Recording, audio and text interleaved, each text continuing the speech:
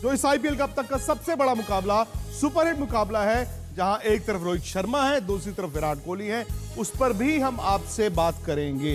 लेकिन अर्पिता, सवाल यह है कि 7 बजे वहां पर टॉस होता है, 7 बजे यहां पर टॉस होता है, तो क्या आज टॉस किया जाए या मैं आपके सामने हार मान लूं? नहीं, टॉस कीजिए, क्योंकि मैं फेयर जीतना चाहती हूँ, मैं टॉस में जीतना चाहती हूँ, उसके बाद मैं बल्लेबाजी करना चाहती हूँ। आत्मविश्वास देख रहे हैं आप मेरा, मतलब टॉस करिएगा आप, जीतूंगी मैं। चलिए, आपने कहा फेयर जीतना चाहते हैं, मैं आपको इतना बता दूं कि कहते हैं कि मोहब्बत और इलेक्शन में सब कुछ जायज होता है, एवरीथिंग इज फेयर। चलिए खैर, मैं टॉस कर लेता हूं। एक बार फिर आपको हेड्स और टेल्स एक कॉल करना है, हमेशा की तरह हेड। और हमेशा की तरह यार ये कैमरा से ना दिखा भी दिया करो कि हमेशा हेड्स ही गिरता है यार। कमाल है, टॉस आप जीत गई हैं। तो मतलब आप बधाइयां देना चाहेंगे मुझे टॉस जीतने पर, कि मैं खबरों की बौछार शुरू करूं? ये हो सकता है कि मैं सिक्का गलत उछालता हूं बार बार आपसे हारने के लिए। ये हो सकता है। वाह, इसको कहते हैं कि किस तरह अपनी परिस्थितियों के हिसाब से चीजों को मोड़ लीजिए, जिसमें विक्रांत माहिल है। तो चलिए शुरुआत करते हैं लोकसभा के चुनावी टूर्नामेंट की बिहार वाली खबर से। जी हाँ, आरजेडी की ओर से लालू प्रसाद यादव की बेटियां खुलकर बॉलिंग बैटिंग कर रही हैं, और इस बार आरजेडी नेता मीसा भारती ने प्रधानमंत्री मोदी के खिलाफ यॉर्कर मारी है। मीसा भारती ने यॉर्कर मारी तो बीजेपी के प्लेयर्स भी खुलकर बैटिंग करने लगे।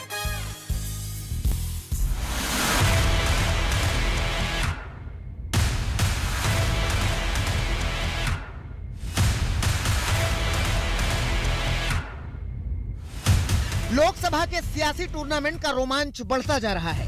अब सारे खिलाड़ी फ्रंट फुट पर खेल रहे हैं, अपने गेम में अग्रेशन दिखा रहे हैं। देश की जनता ने कहीं हमें मौका दे दिया, इंडिया गठबंधन को। प्रधानमंत्री से लेकर के जितने भी भाजपा नेता हैं जेल के अंदर बंद हो। पीएम मोदी पर ये मीसा भारती की बीमर थी, मगर मोदी भी फ्रंट फुट पर खेल रहे हैं। परिवारवाद और भ्रष्टाचार वाली गेंद को बाउंड्री के बाहर भेज रहे हैं। ये परिवारवाद और भ्रष्टाचार के दलदल में डूबी कांग्रेस जनता की मजबूरियों में मुनाफा खोजती है। अकेले मोदी ही नहीं, परिवारवाद वाली गेंद पर अमित शाह ने भी कवर ड्राइव लगा दी। ये कांग्रेस पार्टी ने 70 साल तक जातिवाद, परिवारवाद और भ्रष्टाचार के आधार पर राज किया। परिवारवाद की पिच पर बीजेपी जबरदस्त बैटिंग कर रही है और भ्रष्टाचार वाली बॉल को पाले में लेकर छक्का लगा रही है।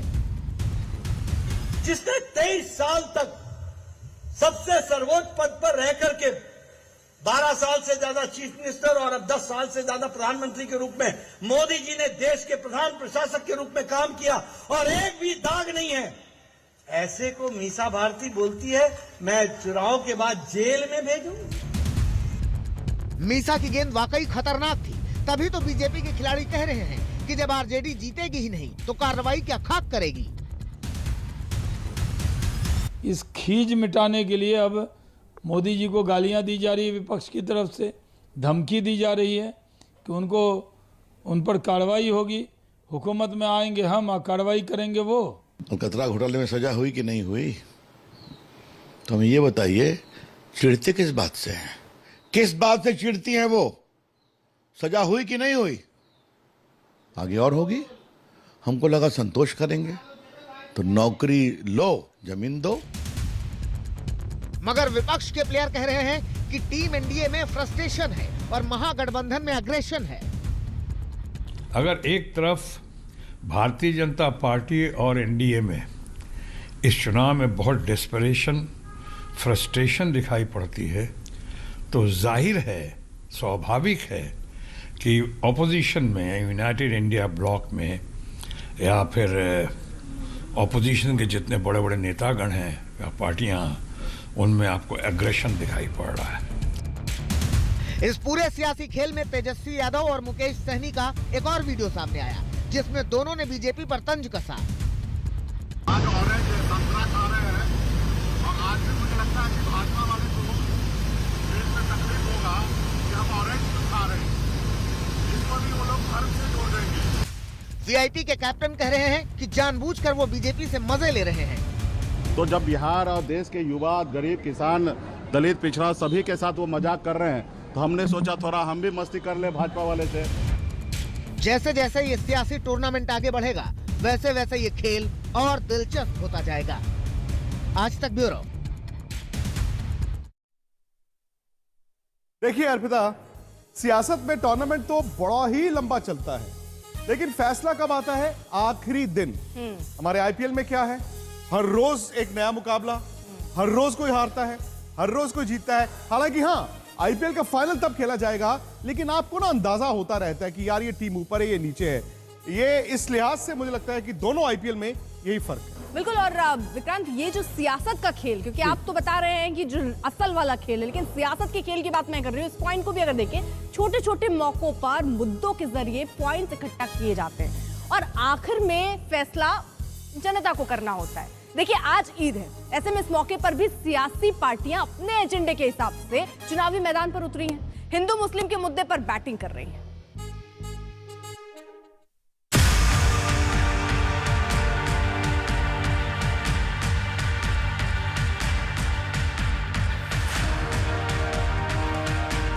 ईद के मौके पर हिंदू मुसलमान की सियासी पिच तैयार हुई। किसी ने बाउंसर मारा तो कोई बीमर से विपक्ष को घायल करने के इरादे से मैदान में उतरा।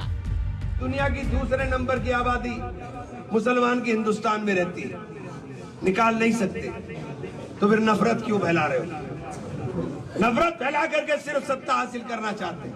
समय रख लेना, तेरे समाज में आके भी जहां तक आएगा उस भाषा में जवाब दूंगा। ये सामने बैठा हुआ समाज, अकबर हो, बाबर हो, गौरी हो, इसके पूर्वजों ने इनसे लड़ाई लड़ी है और उनकी औलादों के साथ ये समाज जीवन में कभी नहीं जा सकता। पश्चिम बंगाल में ममता बनर्जी ने ईद के मौके पर चुनावी बैटिंग शुरू की तो पहली ही गेंद पर एनआरसी और सीए वाला छक्का मारा। আমার ইচ্ছে সর্বধর্ম সমন্বয়, আমার ইচ্ছে আপনাদের নিরাপত্তা, আপনাদের জীবন, no NRC, no CAB, no uniform civil code, সব মানুষের অধিকার তার নিজস্ব অধিকার, নিজস্ব অধিকারের মতো থাকবে। আর আমার সাথে লড়তে গেলে জেনে রেখো, তুমি আমাকে জেলে পুরে দিতে পারো, তুমি আমার গলা কেটে দিতে পারো, কিন্তু আমি একটা বিশ্বাস করি, मुद्दा लाख बुरा चाहे तो क्या होता है, वही होता है जो मंजूर खुदा होता है। पिच ममता के अनुकूल थी, ऐसे में दीदी अपने बल्ले से एक के बाद एक सियासी शॉट निकाल रही थी। अरे लोग, किसका नाम पे आपको नाम है दंगा करने चाहता है? कोई दंगा करने अगर आते हैं, आप चुपचाप रहो, माथा ठंडा रहो, बिल्कुल आप रहे कुल, हम रहेगा कुल। उसको दांगा फसाद का चक्रांत हम नहीं करने देंगे। एक चॉकलेट बम भी बम फटते हैं, एनआईए को भेज देता है। बुआ का अंदाज शायराना था तो भतीजे अभिषेक बनर्जी ने भी उसी अंदाज से बीजेपी पर तंज का बाउंसर मारा। है अंधेरा तो सूरज निकलना चाहिए, अब कुछ भी हो मौसम बदलना चाहिए। जो हिंदू को मुसलमान से लड़ाए और एक भाई को भाई से लड़ाए, आने वाले दिन उसका विसर्जन और जनाजा निकलना चाहिए। उधर बीजेपी ने भी साफ कर दिया, सीएए के बाउंसर पर उसके खिलाड़ी फ्रंट फुट पर ही बल्लेबाजी करेंगे। ये नागरिकता देने वाली कानून है। ममता बनर्जी लोगों को डर बैठा रही है, सीए होगा, मोदी जी फिर से प्रधानमंत्री बनेंगे, सीए होगा। अगर मैं जनता को ये भी स्पष्ट बता देता हूँ कि अगर पश्चिम बंगाल के 42 के 42 सीट भी ममता बनर्जी जीत जाए, संभव तो नहीं है, हमसे कम जीतेंगे, फिर भी अगर हाइपोथेटिकल कंडीशन में अगर हम पकड़ लेते हैं, फिर भी सीए होगा। यूपी की पिच में ईद के मौके पर मुकाबला फ्रेंडली हो गया। समाजवादी पार्टी, कांग्रेस और बीजेपी के दिग्गज नेता एक मंच पर नजर आए। आपस में मुलाकात की तो वहीं मंच से सौहार्द का संदेश जारी किया। आज तक ब्यूरो। कमाल है पिताजी, ईद के मौके पर आज इन पार्टियों के खिलाड़ी एक ही डगआउट में दिख रहे हैं, एक ही डगआउट में सारे दिख रहे हैं। लेकिन वो दिन की बात थी, क्योंकि आज रात मुंबई और बैंगलोर का खेमा टकराएगा। यहां कोई फ्रेंडली मैच नहीं है, ये है इस आईपीएल का अब तक का सबसे बड़ा मुकाबला, जिसे मैं सुपरहिट मुकाबला कहूंगा। क्योंकि आज आमने सामने कौन है? विराट कोहली जिनकी अभी आप बात कर रही थी, और रोहित शर्मा। दोनों कप्तान नहीं हैं, लेकिन दोनों अहम किरदार हैं। वो कहते हैं कि एक तो कहानी बनेगी, एक पटकथा बनेगी, वही चीज है। विराट ने इस टूर्नामेंट में आग लगाई है।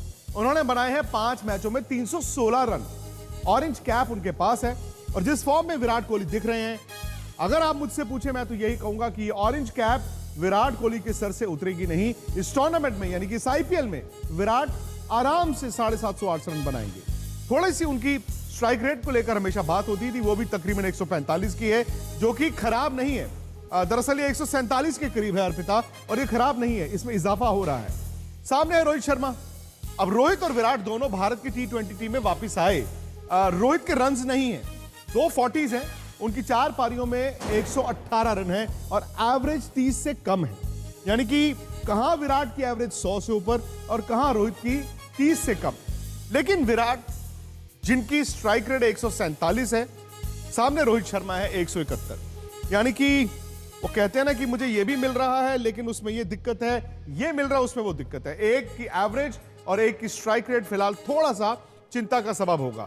लेकिन आज विराट और बुमराह ये भी आमने सामने हैं, और मुझे लगता है कि सबसे बड़ी लड़ाई इन दोनों के बीच है, क्योंकि बल्लेबाज तो एक रोहित अपनी टीम से खेलेंगे, विराट अपनी टीम से खेलेंगे, लेकिन आमना सामना किसका है? आमना सामना है विराट जब बैटिंग करेंगे, बुमराह गेंद करेंगे। अब यहां पर भी विराट का रिकॉर्ड उनके खिलाफ बड़ा जबरदस्त है।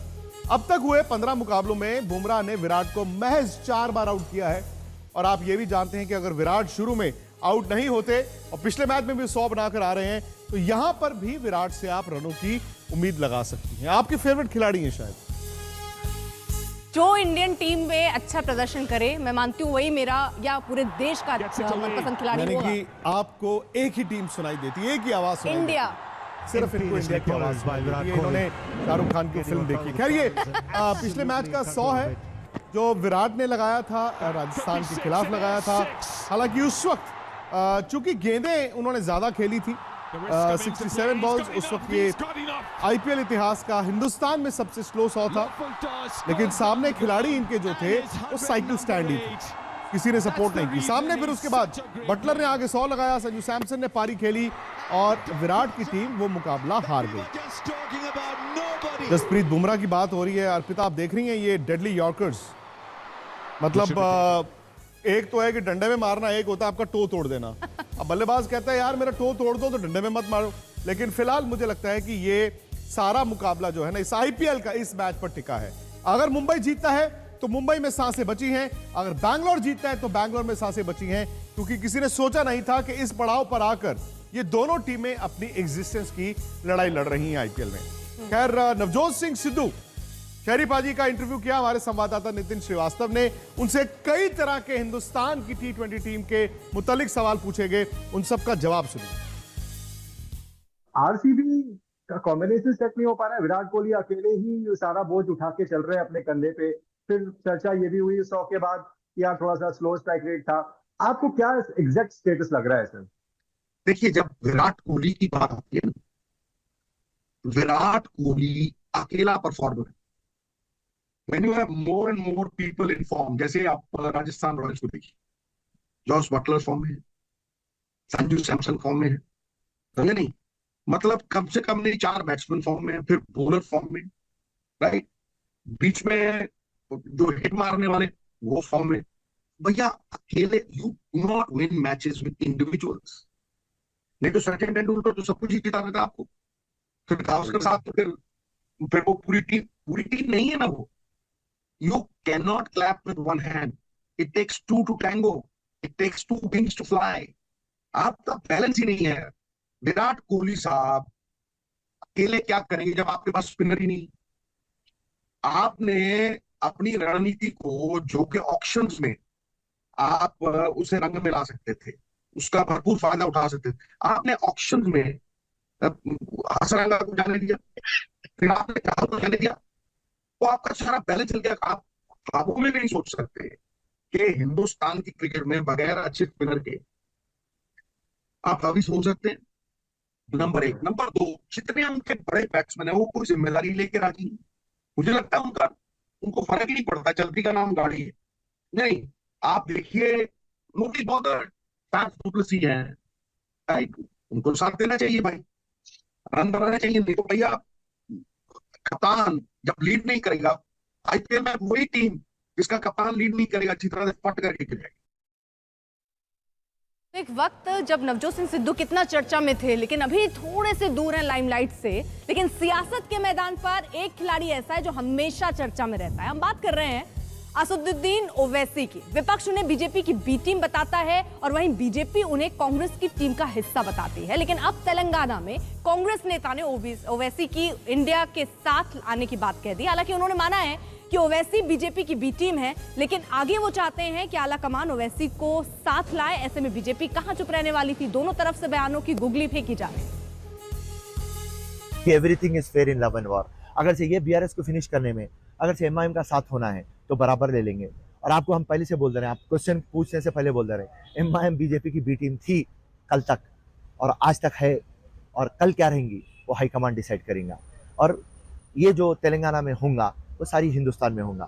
कि ये बीआरएस हो, कांग्रेस हो या असदुद्दीन ओवैसी की पार्टी एमआईएम, ये तीनों की तीनों एक ही है। ये पब्लिक को बेवकूफ बनाना, वोट हासिल करना, राज्य करना, इनका यही पॉलिटिकल वे रहा है, यही इनका टारगेट रहा है। चलिए, यहां पर तो चुनावी शंखनाद चलता रहेगा, लेकिन अर्पिता आप जानते हैं 7:30 बजे आपका भी शो होगा और यहां पर आईपीएल का ये बड़ा मुकाबला पॉइंट्स टैली में, जैसे मैंने कहा, आज ना जिंदा रहने की लड़ाई है। एक तरफ मुंबई, एक तरफ बैंगलोर, एक तरफ रोहित शर्मा, एक तरफ विराट कोहली। तो देखते हैं कि कौन आज जिंदा रहता है और किसकी सांसें आज रुक सकती है। तो आप जानते हैं हमारा यूट्यूब चैनल एजी स्पोर्ट्स तक, आप प्लीज इसे सब्सक्राइब कीजिए। आईपीएल अड्डा अभी भी मैं वहां पर लाइव जाऊंगा, आप अपने सवाल भेजें। और जब वक्फा होगा तो अर्पिता को मैं कहूंगा, दरख्वास्त करूंगा कि हमारे साथ आए। विराट इनके फेवरेट प्लेयर हैं और क्लोज ऑफ मैच भी हम स्पोर्ट्स तक पर लाइव। विक्रांत कह के किसी न किसी को फेवरेट बना ही देंगे। मैंने पहले ही बोला, कोई क्रिकेटर नहीं, पूरी टीम मेरी फेवरेट है। जो अच्छा प्रदर्शन करे वो एक बेहतरीन आप आज खिलाड़ी 9 बजे आ जाइए हमारे साथ। चलिए, आप ये मत कहिए कि मैं किसकी फैन, मैं इंडिया की फैन हूं और मुझे लगता है ये जो देख रहे हैं वो भी इंडिया के फैन है। खैर, एक छोटे से ब्रेक के लिए रुक रहे हैं, आप देखते रहिए आज तक।